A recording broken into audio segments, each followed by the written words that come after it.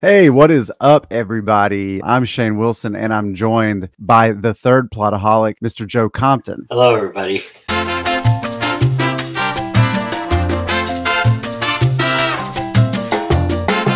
Joe, obviously, a lot of hype around the new Dexter limited series. I think the only reason it's being made really is to redeem the show as a whole. What do you hope to see here? What will it take for them to redeem the final season for you? Well, I think barring, attaching itself to other seasons and the things that were left up in the air, like the Hannah McKay love interest and his son. She takes his son at the end of this. So his son is certainly something that everybody is kind of clamoring for. I think the thing that makes Dexter is the echoing, the constant Easter egging and the echoes that seem to have this duality to them that is very, very fascinating. And also, this little town seems to be, to me, the perfect place to trap Dexter into becoming Dexter again. Go Hawks! And I think when he gets claustrophobic, that's when the series really gets good. It really starts to really hum, and you really see the real character that is developed so brilliantly by Michael Hall. They're up against a particular kind of wall here in that they don't have that core cast of characters that they can lean on beyond Dexter because he's in a new place. A lot of those other characters are dead. In 10 episodes, you're going to have to flesh out a new locale because the original series, man, the first few seasons of that show, they did so good at developing Miami as a character. The texture of that city came through that show in vibrant colors. There's something strange and disarming about looking at a homicide scene in the daylight of Miami.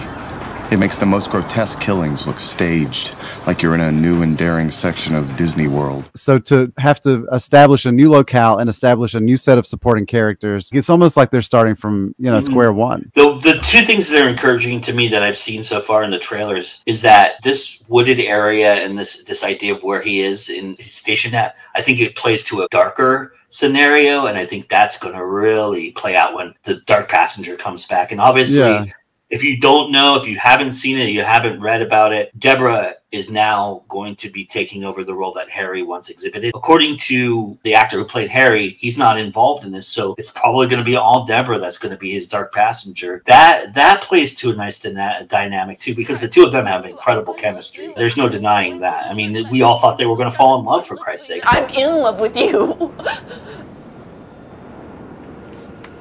Even though that was a shitty way to, put a spin on it, we did have that sense of it. There's just a closeness the two of them share that you do get a brotherly sisterly thing, but they're not really brother and sisters. Her playing the Dark Passenger, I don't know. That to me kind of worries me a little bit. But the darkness of this setting, I think, is really interesting. And the idea that he's kind of quelled the Dark Passenger, it seems like, at the beginning, which is kind of interesting because that's when really 4 got interesting, is when he started to really feel like he wasn't with the Dark Passenger anymore. Yeah. And he had to get that back. And so I kind of feel like there's a little sense of that aspect of it in what I've seen so far, and I'm really hoping that is the case, that we're going to get this nice Dexter who's kind of figured it all out, and then we find out he really hasn't figured out shit. And if that goes that way, I don't care about if there's no other characters that are involved from previous seasons, although his son and Hannah McKay would be interesting to me to bring in, but it doesn't have to be that way. That's the cool thing about Dexter. What we're really into about Dexter is Dexter. And here you obviously have a built-in time jump, so you can do interesting things with the amount of time that has passed now. What has he been up to for all this time? I don't know. We'll see, I guess. And it looks like he has a love interest who's the cop of the town, so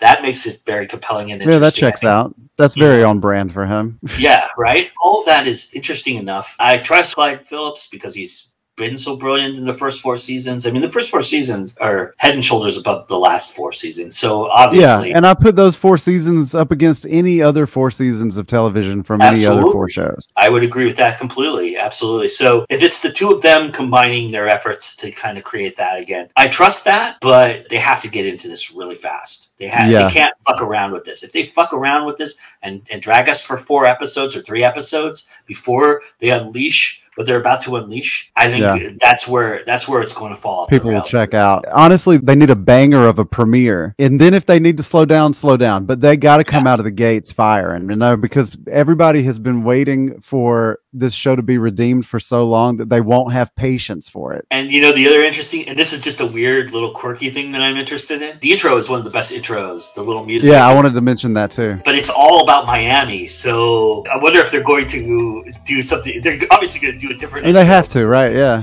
But it'd be interesting to see how they play that. I'm really excited for that. I'm very excited to see how that looks as well. And that Dexter is called New Blood, right?